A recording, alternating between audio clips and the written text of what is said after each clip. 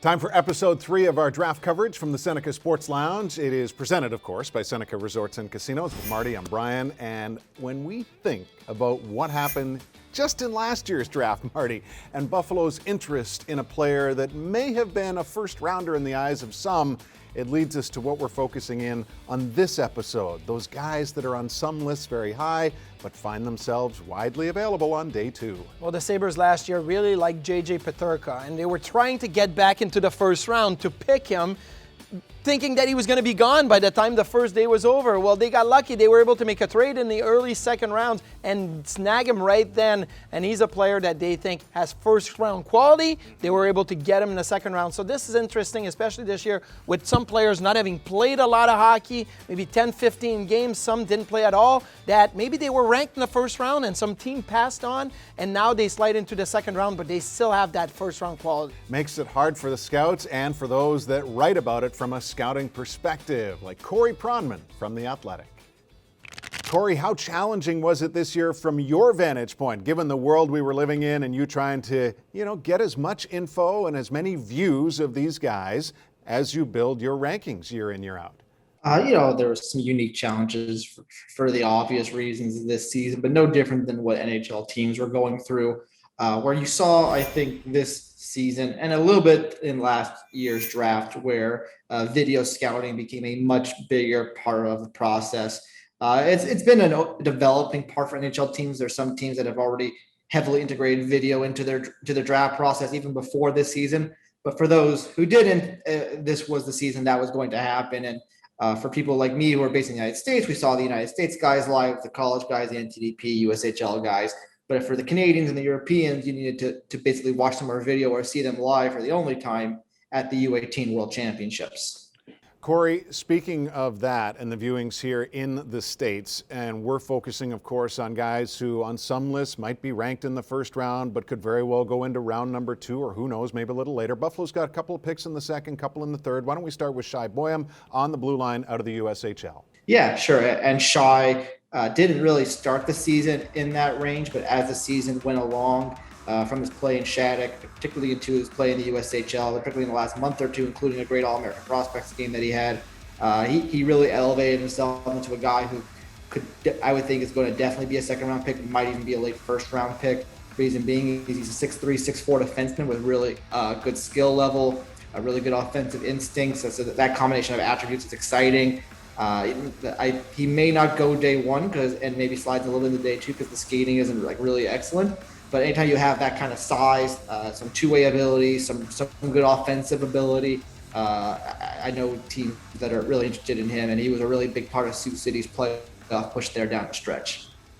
Corey, the Sabres have said that they understand and know this draft really well. So what about a guy like Matthew Nause? And could he slide into the second round where the Sabres have a couple of picks? Yeah, I would say kind of like what Brian said. There's probably a larger blob of guys that you probably can see go between 25 to 50. And I think Boyum's in that mix. I think Nause is in that mix. Nause, I think, entered the season as a mostly consensus first-round pick among NHL scouts I talked to. He didn't have an incredible draft season with Tri-City in the USHL. And for that reason, he is on this bubble right now. But he's really intriguing because he is this big, strong, kind of, heavy winger who has a really good hands and has, the ability to score around the net. His season was kind of up and down from his production. His skating's not the best, but he's a guy who I know some teams are really intrigued by because of the skill, the compete level, and the size. As a guy who has potential maybe be, second, third line winger if he really pans out. And I think the people who are big on him think he'll have a big year in Minnesota next season. Corey, how much did you get to see and what did you like when seeing of Sami Saloman out of Finland? Yeah, Saloman, the Denver commit, was a guy that I think was kind of on the radar for teams in the first half of the season because of the unique parts of this season, kind of what you mentioned, because his junior team was based in the Helsinki region. Helsinki had a COVID pause on their junior team, so his season, I think, ended around November or something like that in terms of his club team. But then when he came to the U18 World Championships in Dallas in the spring, he was really good. He was Finland's first-line center, did a lot of really good things in terms of his two-way play. He generated a lot of offense for them. And it was right around then that you started hearing he's a second, third rounder. He's like, oh, he might go. He's definitely going second round. Might even get into the first round because he is a two-way center with size, skill. Not a ton of speed, but and that's going to be the one thing that might keep him out of the first. But he is a guy that I know there's a lot of excitement about. Corey, not often do you see a British Columbia kid go from BC in Canada to the USHL and then back to the Quebec Major Junior Hockey League. So Evan Nause did that with the Quebec Remparts. He was one of the better defensemen and the top prospect in that league. So what did you see out of Evan? Evan's a guy I've heard a lot of good things about from NHL scouts from the last 2 years. I think, when you have, this a 6'2" defenseman who can skate and make a lot of defensive stuff, do that combination. And he does have some offense. He was on the first power play unit for Quebec. And he generates some points. It's not like he's not a dynamic offensive type. That's not why you draft him. But he's, we've mentioned a couple of guys here who aren't like the strong skaters. He is a strong skater, which I think is attractive to NHL teams if he gets to the second round. And that kind of two-way ability, I think is, an enticing package that you don't usually get a lot of by that point in the draft. I'm stuck on Finland. Give me more on Samu Umala. Yeah, Umala, really interesting, player. He's got some dynamic ability. He's a really strong skater. Got a really good shot, really good skill. Just kind of an undersized guy, not that physical. His club season was kind of up and down whenever he played for Finland internationally, their U18 team. Over the last season and a bit, he's always been really good versus his age group, or even sometimes playing up an age group. He's really a dynamic player. So if you're looking for a goal scorer who can play at an NHL pace, he's a guy who would fit that bill. With whenever you got a guy in the second round, there's always limitations. The perfect players go in the top 10, but he has some really intriguing NHL attributes. Duffer likes to go with the vowels. I'll go with a consonant with Olin Zellweger. I'd win at Scrabble for sure. Yeah, Zellweger is a really interesting player. He's like a week or two removed from being eligible for the 22 draft. But when he played in Everett this season, he was really good. Short season, mind you, he only got like around 10 games there. He played 25, 27 minutes a night for them and was a big part of why they were the best team in the WHL's US division.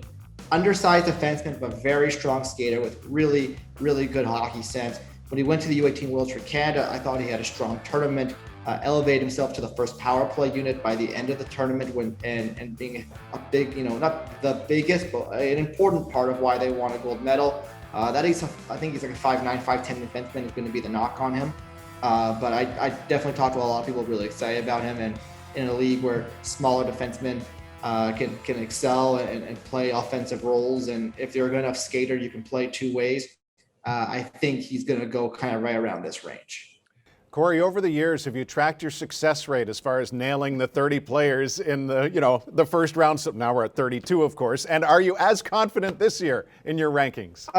Yeah, I mean, rankings and mock drafts are different. When I do mock drafts, you're kind of looking to try and to nail that. Last year, I think it was like 25 or 26, 27. I was right around there in terms of how many went there in the mock draft. But it's never easy. And in this year, I don't know if it's going to change that much. I think what's going to be different this year is you're just going to see in particular regions like the WHL and especially the OHL, that those are the guys where the uncertainty is. And my understanding is I don't really expect a bunch of surprise OHLs to go in the first round. I think teams tend to have conservative mindsets, at least the ones I've talked to.